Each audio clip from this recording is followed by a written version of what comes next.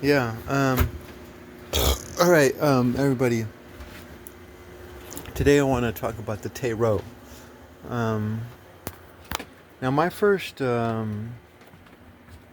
introduction to the tarot was I was staying at this campground, and there was this girl over by the way. I went to talk to her, and she was a convert to Judaism.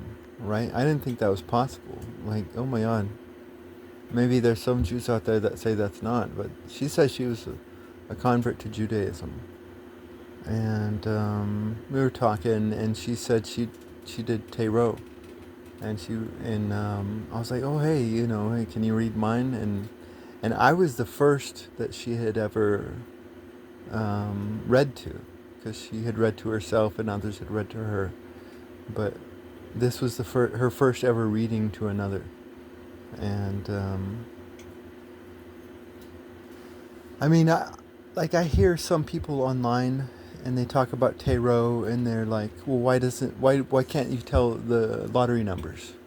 Like, why don't you know the lottery numbers? And see, that's not what the tarot is about. It's about a conversation. It truly is about the conversation. Um, I mean, I believe wholeheartedly that if you become a master of tarot, then you could figure out the lottery and win the numbers. But if you truly became a master of the tarot, you wouldn't care. Um, that's just my belief because I'm not a master of the tarot at all. Um, I've read to other people before on the streets. I read to this girl, and I just started channeling, just like I do when I meditate or I journal write or whatever. And I just started channeling, and I just started talking, blah blah blah blah blah blah blah blah. And but opening myself up, and like as I was talking to her, her eyes went wide. This was my first reading. This was my first reading to another. Her eyes went wide, and like I have no idea why her eyes are going wide. Like, like I'm talking and I'm just going with the flow, and but it meant something to her. It meant so, and that's this whole idea of the tarot reader just being a medium. Like the tarot reader truly is just a medium. Now, a master of the tarot is gonna be able to understand the conversation and possibly butt into that conversation if they so wanted. Um, I was in this coffee shop one time, and I was just journal writing, and there was this tarot reader right next to me, and these two teenage girls came up, and they were like, "Oh, hey, you do tarot?" And they got a reading, right? And so he did his stuff, and he's like, as he's doing his stuff, he's like, "Hey, I only have one rule. I only have one rule, right? And that rule is that you have to knock on the deck, right? Because you have to cut the deck. It's just like you would do in a poker game, cut the deck." And so, but he said that she has to do it with her left hand. That's his only rule. Right? She has to do it with the left hand. Now, in esoteric circles, the right hand is the hand of blessing, and the left hand is the hand of cursing, right? And if you think about the human brain, you have two arteries, one on your right side and one on your left side. If you want to kill somebody, don't cut their throat like the Freemasons do across their throat, or like you see in the movies, because you can cut someone's throat and they can still live. But if you cut that artery on the right side or the left side, then they're dead. The second choice would be the back of the neck, which is a part of the brain. But the worst choice is the front, which is the stupid artistic stuff that you see in the past, cutting the throat.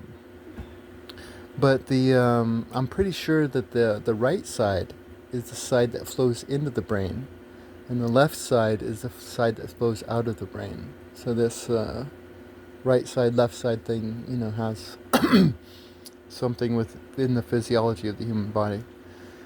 But whatever. By cutting the deck with the left hand, he wants to know the dirty stuff that's happening.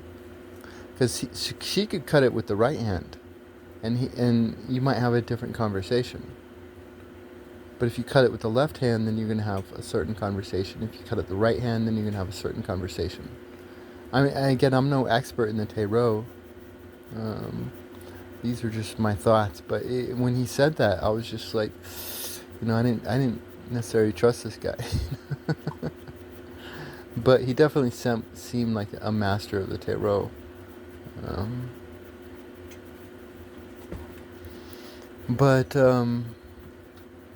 it's about that conversation. When this girl started doing the tarot for me, the first card she pulled was the world, and it was upside down. Right? And the world upside down means you have to get that world off your shoulders.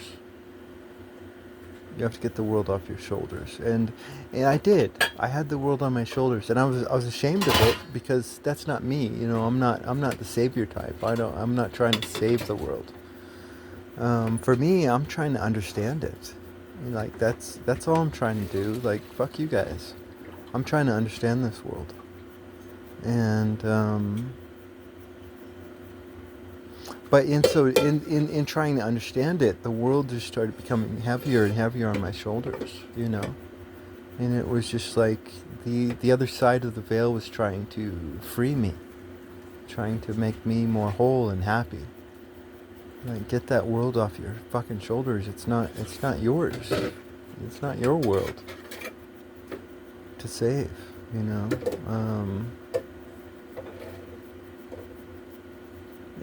And I felt that conversation. Right, I felt the conversation, and I felt the conversation many times. I do tarot to myself.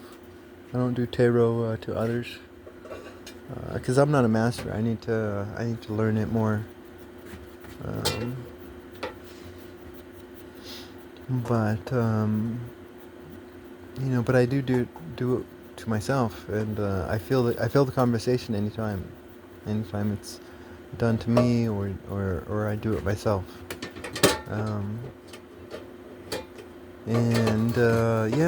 It's in the conversation. That's a beautiful thing. That's a beautiful thing. It's